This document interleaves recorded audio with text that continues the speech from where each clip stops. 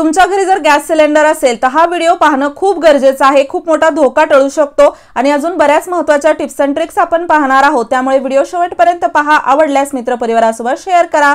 इथे आपली पहिली टिप आहे अशा प्रकारच्या डिझायनर किंवा काटापदराच्या साड्यांसाठी। या आपण कधीतरीच घालतो। खूप कमी वेळ घातल्यामुळे आपण याला सारखं धुत नाही, कारण की याला जर आपण धुतलं तर नक्कीच या साड्या खराब होतात, लवकर ड्राय क्लिनिंगला दिल्या पाहिजेत। पण जसं अर्ध्या तासासाठी साडी घातली जास्त खराबही होत नाही, पण अंगावर घातल्यामुळे कुठे ना कुठे तरी याचा घामाचा म्हणा थोडासा वास यायला लागतो। तुम्ही जर ही साडी अशीच कपाटात ठेवून दिली, तुमच्या या महागड्या साड्या लवकरच खराब होऊ शकतात किंवा दुसऱ्या वेळेस तुम्ही जेव्हा ही साडी घालायला घ्याल तर यामधून एक प्रकारचा वास येतो। तर ही सर्व जी समस्या आहे प्रत्येक महिलेला होतच असेल, पण आजपासून होणार नाही, कारण की जेव्हा पण तुम्ही अशा महागड्या साड्या म्हणा किंवा कधीतरीच वापरात असलेल्या साड्या वापरून झाल्यानंतर आपण यामध्ये ठेवायचा आहे न्यूजपेपर। इथे तुम्ही दुसरा कोणता पेपर ठेवण्यापेक्षा एखादा न्यूजपेपर रद्दीतला असा ठेवून द्या। अगदी साडीच्या आतमधल्या लेयर मध्ये देखील तुम्ही ठेवू शकता किंवा वरच्यावर असा जरी ठेवला तरी चालेल। पेपर यामध्ये घातल्यामुळे साडीचा जो पूर्ण दुर्गंधी आहे ती निघून जाते, त्यासोबतच आपली जी साडी आहे ती व्यवस्थित देखील राहते। यामुळे आपल्याला सारखं साड्या धुवायची गरज पडत नाही। आजच हा उपाय करा। प्रत्येक साडीला अशा प्रकारे न्यूजपेपर लावून ठेवल्यामुळे साड्या खूप छान राहतात, त्यासोबतच कपाटात देखील दुर्गंधी येत नाही।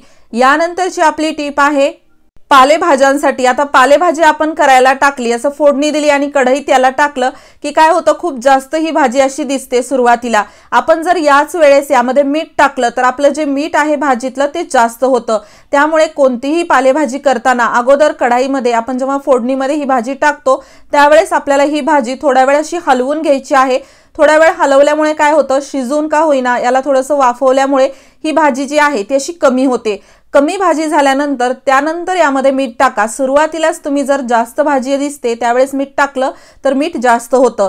तर पहा इथे मी आता एवढी थोडी कमी भाजी झाल्यानंतर मीठ टाकलेलं आहे, यामुळे आपलं भाजीतलं मिठाचं प्रमाण योग्य राहतं। ट्रिक आवडली असेल तर मित्रपरिवारासोबत शेअर करा। यानंतरची आपली टिप आहे तेलाच्या रिकाम्या पाकिटासाठी। आता तेल यामध्ये आपण काढून घेतो आणि यामध्ये थोडंफार तेल असेल म्हणून याला कुठेतरी आपण कोपऱ्यामध्ये उभा करून ठेवतो, पण यामुळे काय होतं, तेलाचं जे पाकिट आहे ते इकडे तिकडे पडायला लागतं। एखाद तास याला आपण असंच कुठेतरी भिंतीला टेकून ठेवून देतो। पण हे सर्व करत बसण्यापेक्षा आता स्वयंपाक आपण करत असतो तेव्हाच आपल्या लक्षात येतं की तेल कमी आहे किंवा तेल संपलेलं आहे, तर आपण तेलाचं पाकिट अशा प्रकारे फोडून टाकतो तेलाच्या मोठ्या डब्यामध्ये, कॅनमध्ये। तर अशा वेळेस काय करायचं, हे पूर्ण तेल आपण काढून घ्यायचं आणि त्यानंतर आपल्याला हे जे पाकिट आहे ते असं कट करायचं। याचे बारीक बारीक तुकडे करू नका प्लास्टिकचे, जेणेकरून प्रदूषण होतं। अगदी मी यालाच ते छोटा तुकडा जो आहे तो यालाच ठेवलेला आहे। आणि त्यानंतर आपण जेव्हा स्वयंपाक करत असतो तर चपात्यासाठी आपण जी कणिक मळून ठेवलेली असते गव्हाची कणिक, ती आपल्याला यामध्ये अशा प्रकारे मळून घ्यायची आहे। अगदी यामुळे थेंबही तेलाचा वाया जात नाही, त्यासोबतच आपल्या ज्या चपात्या आहेत त्या खूप छान मऊ होतात आणि आपला जो कणकेचा गोळा आहे तो अगदी तेलाने अशा प्रकारे आपण छान भिजवू शकतो। तेलाचं पाकिट कितीही वाकडं करून ठेवलं तरीही त्यामधून पूर्ण तेल खाली येत नाही, थोडंफार आतमध्ये राहतं। तर असं तेल वाया घालण्यापेक्षा पाकिट एका पद्धतीने असं उघडून घ्या आणि त्यानंतर कणिक अशा प्रकारे यावरती लावा, जेणेकरून पूर्ण तेल कणकेला लागतं। इथे आपले दोन फायदे आहेत, एक तर आपल्या चपात्या छान सॉफ्ट मऊ होतात, फुगतात, त्यासोबतच आपलं जे पूर्ण तेल आहे ते देखील वापरात येतं। तर पाहू शकता कणिक किती छान सॉफ्ट झालेली आहे। तुम्ही हा व्हिडिओ कोणत्या गावातून किंवा शहरातून पाहत आहात ते मला कमेंट बॉक्समध्ये नक्की सांगा, जेणेकरून माझा व्हिडिओ कुठे कुठे पोहोचला मला ते कळेल। यानंतरची आपली टिप आहे परफ्यूमसाठी। बऱ्याच वेळा आपण पाहतो किती लॉंग लास्टिक परफ्यूम घेतला तरीही तो लवकरच पूर्ण त्याचा जो वास आहे तो निघून जातो। तर असा प्रॉब्लेम तुमच्यासोबत होत असेल तर आजपासून होणार नाही, कारण की इथे आपण वापरणार आहोत वॅसलीन। तर इथे आपल्याला वॅसलीन थोडंसं घ्यायचं आहे आणि आता हातावरती आपण इथे वॅसलीन असं लावणार आहोत। अगदी थोडंसं वॅसलीन आपल्याला घ्यायचं आहे, जास्त घ्यायची गरज नाही। तुम्हाला पाहिजे तिथे वॅसलीन असं लावून त्यावरती अगदी थोडंसं परफ्यूम आपल्याला असं लावायचं आहे।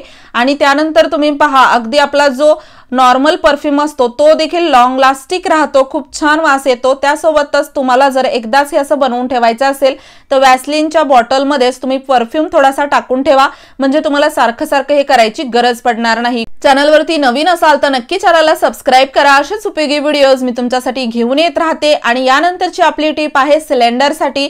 प्रत्येक घरी आजकाल सिलेंडर आहे, पण तुम्हाला माहित आहे का, सिलेंडरची देखील एक्सपायरी डेट असते. जशी गोळ्या औषधांची एक्सपायरी डेट असते, गोळ्या औषध एक्सपायर झाल्यानंतर खाल्ल्यानंतर दुष्परिणाम होतो, तसंच एक्सपायर झालेलं सिलेंडर जर तुम्ही घरात ठेवत असाल तर खूप मोठा धोका होऊ शकतो. सिलेंडर फाटणे, स्फोट होणे किंवा इतर दुर्घटना होतात. तर तुम्ही म्हणाल याची एक्सपायरी डेट कुठे आणि कशी असते, कशी ओळखायची, हे पाहणं खूप गरजेचं आहे. तर पहा, सिलेंडरवरती अशा प्रकारे 3 पट्ट्या दिलेल्या असतात.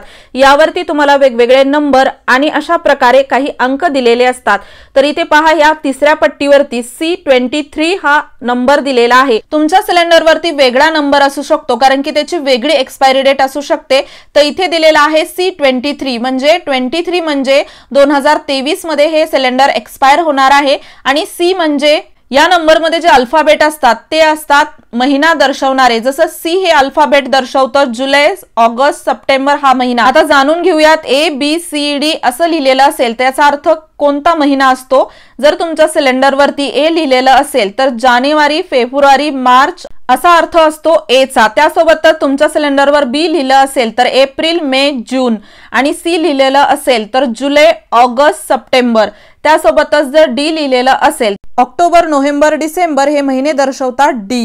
आणि या 4 अल्फाबेटच्या समोर जो अंक दिलेला असतो तो तुमची वर्ष आहे एक्सपायरी डेटचं. आता माझ्याकडे हे असणारं सिलेंडर एक्सपायर झालेलं आहे 2023 मध्ये, त्यामुळे मी याला वापरू शकत नाही. आणि तरीही आपण याला जर वापरलं तर नक्कीच खूप मोठा धोका होऊ शकतो. त्यामुळे एजन्सीकडे हे सिलेंडर वापस करा. आणि यानंतर आपण पाहणार आहोत सिलेंडरवरती कंगव्याची कमाल.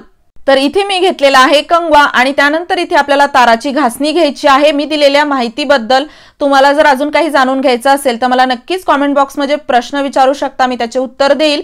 आणि मित्रमैत्रिणींसोबत ही माहिती नक्की शेअर करा, खूप गरजेची आहे. त्यानंतर पहा, इथे घासणी अशी मी कंगव्यावरती लावून घेतलेली आहे. आता घरी सिलेंडर असलं की काय होतं, एका जागी ठेवून किंवा तिथे थोडंफार पाणी सांडून, सिलेंडर लोखंडाचा असल्यामुळे त्याच्या फरशीच्या वरती खूप जास्त गंज साचतो आणि इथे एक अशा प्रकारचा डाग तयार होतो. आता हे जे गंज लागलेले डाग असतात ते काढणं थोडंसं अवघड जातं, खूप जास्त घासावं लागतं. आपल्या अगदी ताराच्या घासणीने घासून घासून नखांनाही खूप जास्त त्रास होतो किंवा नख तुटायला लागतात. तर असं होऊ नये यासाठी हे डागही स्वच्छ होतील, हातही खराब होणार नाहीत, असा मी उपाय घेऊन आलेली आहे. तर पहा, इथे मी असं थोडंसं मीठ यावरती टाकून घेत आहे, कारण की मीठ जे आहे ते क्लिनिंगचं काम करतं, त्यासोबतच स्क्रबिंग देखील खूप व्यवस्थित होते. तर मीठ आपल्याला यावरती असं टाकायचं आहे आणि त्यानंतर यावरती आपण थोडंसं पाणी टाकणार आहोत. या अगोदर तुम्हाला सिलेंडरच्या एक्सपायरी डेट बद्दल माहित होतं की नाही, नक्की मला कमेंट बॉक्स मधून कळवा.